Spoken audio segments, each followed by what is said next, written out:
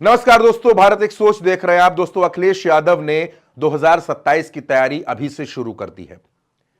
मैंने ही आपको एक दिन एक खबर बताई थी कि अखिलेश यादव एक साल के अंदर यानी 2025 खत्म होते होते 2026 की शुरुआत में ही समाजवादी पार्टी तमाम सीटों पर अपने प्रत्याशियों के नामों का ऐलान कर देगी।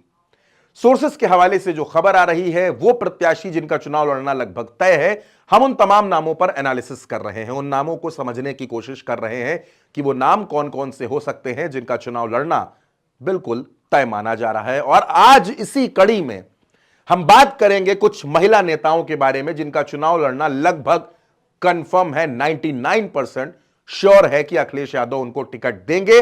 वो नाम कौन से हैं, वो सीट कौन सी है, आज इस वीडियो में समझेंगे दोस्तों। तो सबसे पहले शुरू करते हैं।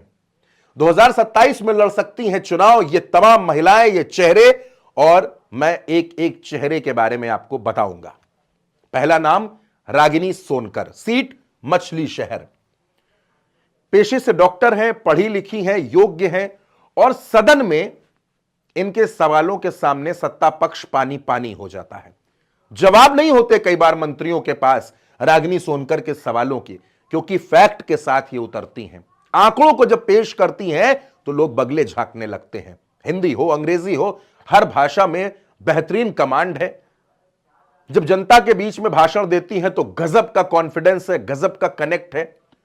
2022 में भी यह चुनाव जीती मछली शहर से। उस चुनाव में जीती जब कहा जा रहा था कि भारतीय जनता पार्टी के सामने बड़े बड़े दिग्गज चुनाव हार गए।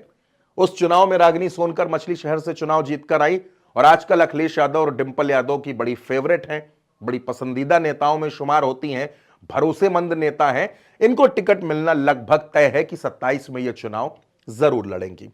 अगला नाम नसीम सोलंकी, कानपुर की सीसामऊ सीट से विधायक, हाल ही में उपचुनाव जीतकर विधायक बनी। इनके पति इरफान सोलंकी लगातार विधायक थे, लेकिन एक मामले में वो जेल गए, उनकी सदस्यता चली गई। उनसे पहले उनके पिता हाजी मुश्ताक सोलंकी, वो भी विधायक रहे। कानपुर की सियासत में इस परिवार का एक अलग रुतबा है। नसीम सोलंकी चुनाव जीती हैं और चुनाव जीतने के बाद से लगातार वो अपने क्षेत्र में सक्रिय हैं, लगातार सीसामऊ के लोगों की सेवा कर रही हैं। आपने भारत एक सोच पर उनके साथ तमाम बातचीत सुनी होंगी। बड़ी कॉन्फिडेंट महिला है और जिस तरीके से इनके परिवार के साथ, इनके पति के साथ जिस तरह की कार्रवाइयां हुई, उसके बावजूद इनका आत्मविश्वास गजब का है। माना जा रहा है कि सीसामऊ से यह चुनाव जरूर लड़ेंगी नसीम सोलंकी।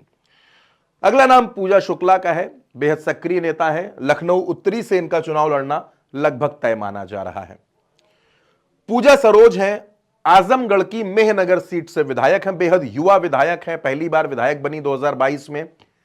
सदन में यह भी रागिनी सोनकर की तरह तमाम मुद्दों को उठाती हैं, तमाम मुद्दों पर बात करते हुए नजर आती हैं और अपने क्षेत्र में लगातार सक्रिय हैं। हाल ही में समाजवादी पार्टी ने अपने नेताओं को पीडीए पंचायत करने का निर्देश दिया था। पूजा सरोज ने पीडीए पंचायत करने में बड़ी सक्रियता दिखाई और अलग अलग गांवों में जाकर पीडीए पंचायतें की। मेहनगर से इनका चुनाव लड़ना भी तय माना जा रहा है। उसके बाद पूजा सरोज के ठीक बगल में आप जो तस्वीर देख रहे हैं, वो तस्वीर मारिया शाह की है। बहराइच की सीट है मटेरा, और मटेरा से ये विधायक है मारिया शाह। इनके पति समाजवादी पार्टी के बड़े नेता हैं। मारिया शाह भी आपको सदन में नजर आती होंगी, अलग अलग मुद्दों पर बड़ी सक्रिय हैं और सबसे बड़ी बात, हिंदू मुस्लिम को एक साथ लेकर चलने की राजनीति करती हैं।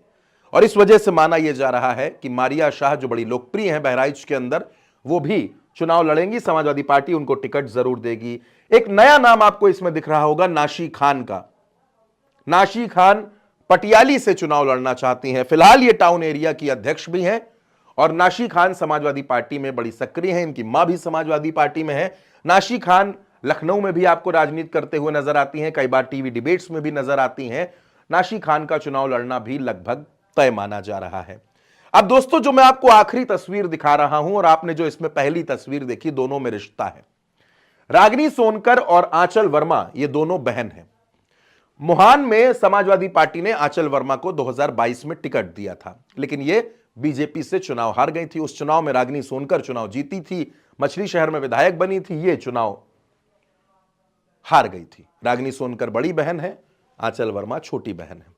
लेकिन 2022 में चुनाव हारने के बाद से लेकर अब तक लगातार ये मोहान विधानसभा क्षेत्र में सक्रिय हैं, लगातार लोगों के बीच में जा रही हैं। पेशे से ये भी डॉक्टर हैं और लगातार मोहान विधानसभा में निःशुल्क कैंप करती हैं, डॉक्टरों को बुलाती हैं, गरीब जनता की सेवा करती हैं, पीडीए पंचायतों में जबरदस्त सक्रिय रही हैं। माना यह जा रहा है कि मोहान विधानसभा क्षेत्र से आंचल वर्मा का टिकट 100% कंफर्म है। एक बार फिर आंचल वर्मा आपको चुनाव लड़ते हुए नजर आ सकती हैं। तो ये वो तमाम चेहरे हैं जिनके बारे में कहा जा रहा है कि ये 2027 में विधानसभा चुनाव जरूर लड़ेंगे। ये समाजवादी पार्टी के वो तमाम महिला चेहरे हैं जो मैंने आपको एक एक करके दिखाए हैं। तो इस खबर पर आपकी जो भी राय हो, आप अपनी राय कमेंट बॉक्स में हमें जरूर बताइएगा और भारत एक सोच को सब्सक्राइब करना बिल्कुल मत भूलिएगा। नमस्कार।